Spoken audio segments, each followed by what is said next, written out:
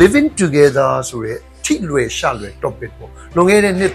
30လောက်20ကျော်လောက်ကဒီ topic ဟာကျွန်တော်တို့နိုင်ငံအတွက်အရန် sensitive ဖြစ်ပါတယ်မင်္ဂလာပါကျွန်တော်နာမည်ညီပါ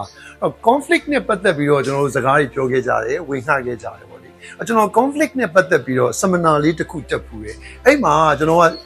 participant ပေါ့နော်အဲ့လို participant ဘဝနဲ့တက်ခဲ့တဲ့ကာလမှာကျွန်တော်တို့ကဘယ် topic ကိုဆွေးနွေးကြလဲဆိုတော့ living together ဆိုရဲထိလွယ်ရှလွယ် topic ပေါ့လွန်ခဲ့တဲ့နှစ်30လောက်20ကျော်လောက်ကဒီ topic ဟာကျွန်တော်တို့နိုင်ငံအတွက်အရန် sensitive ဖြစ်ပါတယ်အဲ့တော့အဲ့ဒီလို sensitive ဖြစ်တဲ့ topic ကိုကျွန်တော်တို့ဟာဆွေးနွေးကြတာဖြစ်ပါတယ်ဆွေးနွေးတော့ဘာသာတွေ့ရလဲဆိုတော့ကြိုက်တဲ့အဖွဲ့ရှိတယ်လုံးဝခါတီးတီးညင်းတဲ့အဖွဲ့ရှိတယ်ကြိုက်တဲ့အဖွဲ့ကိုခါတီးပြီးညင်းတဲ့အဖွဲ့ကဘယ်လိုမြင်လဲဆိုတော့ဒါဟာလိမ်ပိုင်းဆိုင်ရာဖောက်ပြန်မှုလို့မြင်ပါတယ်အဲ့တော့ဒီဘက်ကliving together ကိုထောက်ခံတဲ့အဖွဲ့အကြောင်းလေဟိုဘက်ကခါတီးဆိုတာညင်းတဲ့လူတွေကို very conservative လို့မြင်ပါတယ်ရှေးယူဆွဲသမားတွေလို့မြင်ပါတယ်အဲ့တော့အဲ့ဒီမှာပဲကျွန်တော်တို့ဟာညှိဖို့အတွက်ပြိပခအတွင်ဆောင်လာတာကိုဖြည့်ရှင်းဖို့အတွက်ကျွန်တော်တို့ရဲ့ trainer ဆရာကကဲညှိနှိုင်းကြဆိုပြီးတော့ကျွန်တော်တို့ကိုဒီနှစ်ဖွဲ့ကိုပေးတွေ့လိုက်ပါတယ်အဲ့တော့ကျွန်တော်ကဘာလုပ်ရလဲဆိုတော့ကျွန်တော်တို့ဒီခေါင်းစဉ်ရဲ့အောက်မှာကောင်းတာတွေရဲ့စိုးတာတွေကိုဆွဲထုတ်ကြရအောင်ဆိုပြီးတော့ကျွန်တော်တို့ပြောကြပါတယ်အဲ့လိုပြောတဲ့အခါမှာခုနက living together ကိုထောက်ခံတဲ့အဖွဲ့ကလက်မထက်ခင်မှာအတူနေကြည့်တဲ့အတွက်ကိုယ့်ရဲ့ partner ရဲ့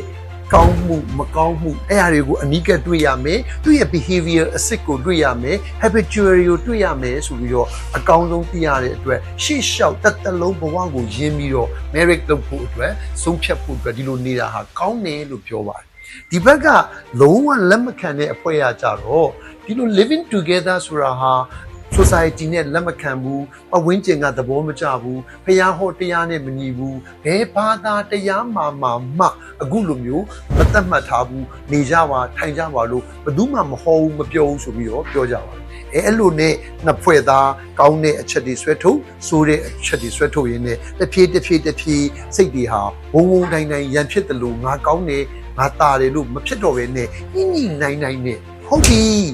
living together ကိုလက်ခံတဲ့ society ထဲမှာဆိုရင်တော့နေသင့်ပါတယ်ပြင်ဆင်သင့်ပါတယ် living together ကိုလက်မခံတဲ့ society ထဲမှာဆိုရင်တော့ကျွန်တော်တို့ဟာထိမ့်သိမ်းရှောင်ရှားပြီးတော့ဘယ်လိုဘယ်ကဲ့သို့ဘယ်ချမ်းသာသွားသင့်ပါတယ်ဆိုတဲ့အဖြေကိုရပါတယ်ခုနကကျွန်တော်ပြောခဲ့မှုပါတယ်ငါကြီးပဲ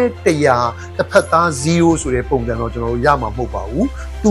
90ကို90ဆိုတဲ့အဖြေကိုရသွားကြပါပြောရမယ်ဆိုရင်တော့ကာလန်ဒေတန်ဧကန်တနံပေါ့ဗျာသူ့ကာလသူ့ဒေတာသူ့အချိန်နဲ့သတ်မှတ်မှုတွေပေါ်မူတည်ပြီးတော့ကျွန်တော်တို့နေထိုင်ဆောင်ရွက်တာဟာပို့ပြီးတော့အကျိုးရှိတယ်ဆိုတာတွေ့ရပါတယ်အဲ့ဒါဟာစာသင်ခန်းထဲမှာတွေ့ခဲ့ရတဲ့ conflict ကိုကင်တွယ်ဖြေရှင်းနည်းလေးကို lesson ကမ်းခြင်းဖြစ်ပါတယ်ကျေးဇူးအများကြီးတင်ပါတယ်ကျွန်တော်နာမည်ညီညီပါ